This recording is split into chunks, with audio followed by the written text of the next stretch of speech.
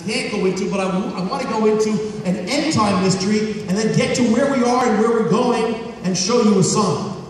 But I want to open up one of the mysteries in the book that I didn't touch on last time at all, which is an end time prophecy. What people don't realize is one of the missing keys of end time prophecy is the Shemitah. The reason is, what's the end of end time prophecy? The tribulation. How long is the tribulation period? 7 years.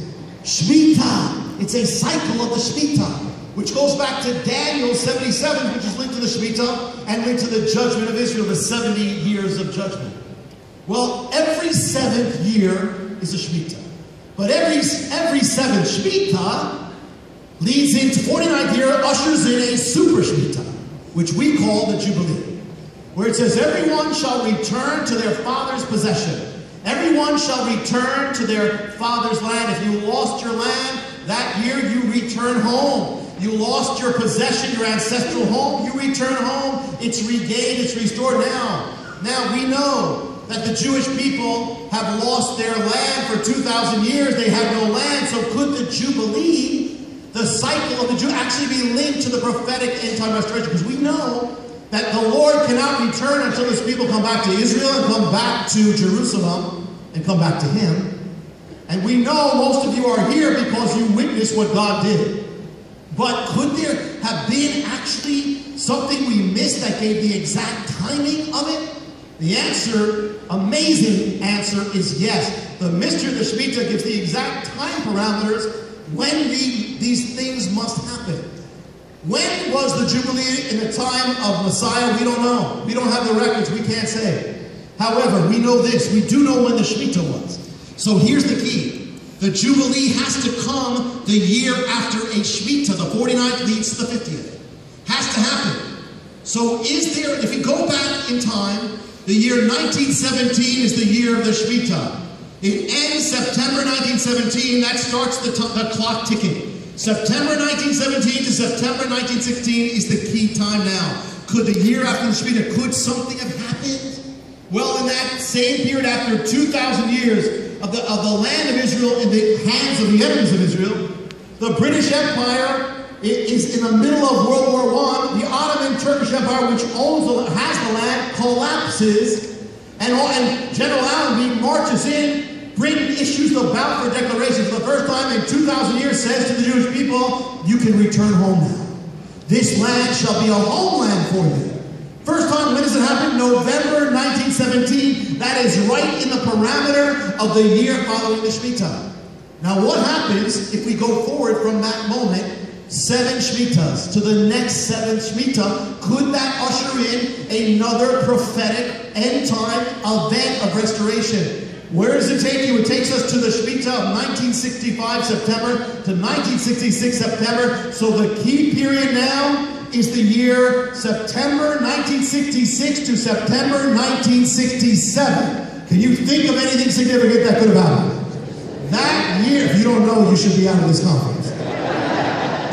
In the middle of that time period, it's in the exact time following the 7th Shemitah, prophetic Jubilee. The Israeli soldiers enter the Lion's Gate. They make it to the Temple Mount. And there at the Temple Mount, for the first time, they have returned home to their ancestral possession. Everyone shall return home. Israel returns home on the exact times of the Shemitah, of the 7th Shemitah. And what do you do at a Jubilee? You take the shofar and you blow it. What's the first thing they did when they reached that Temple Mount? They sounded the shofar.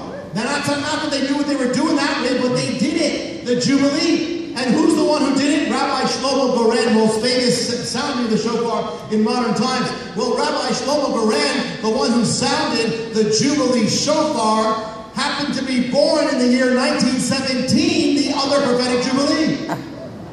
It was his 50th year. It was his Jubilee when he sounded the Jubilee. Now that would be enough. In Hebrew we say Dayenu. That would be enough. God doesn't have to do anything more. It'd be enough. But, and I'm not being dogmatic, you know, I put cautions here. But what would happen if we move the clock forward?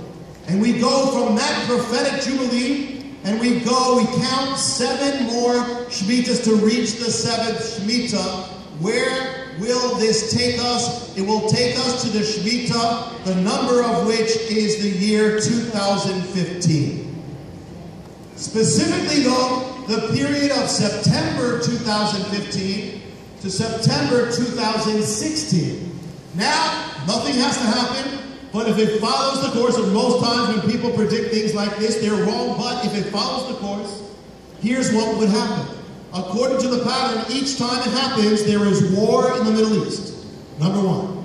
Number two, there is war, major war focused on Israel, the land of Israel. World War I, 1967 Six-Day War.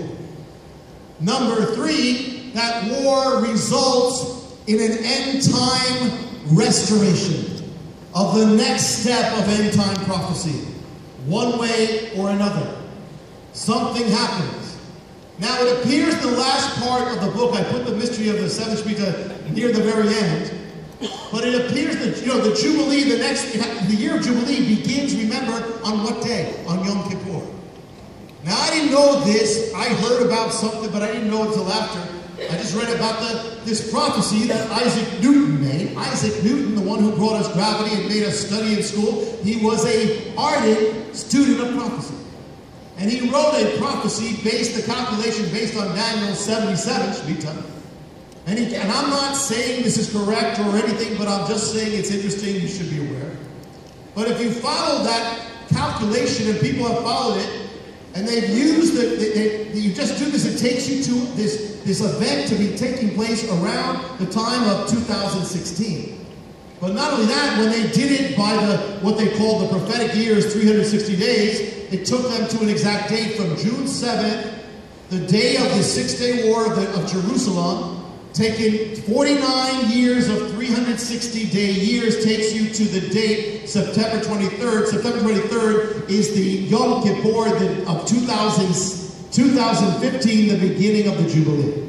I'm not saying it has to be, but I'm saying, hey, it's Isaac Newton, Now,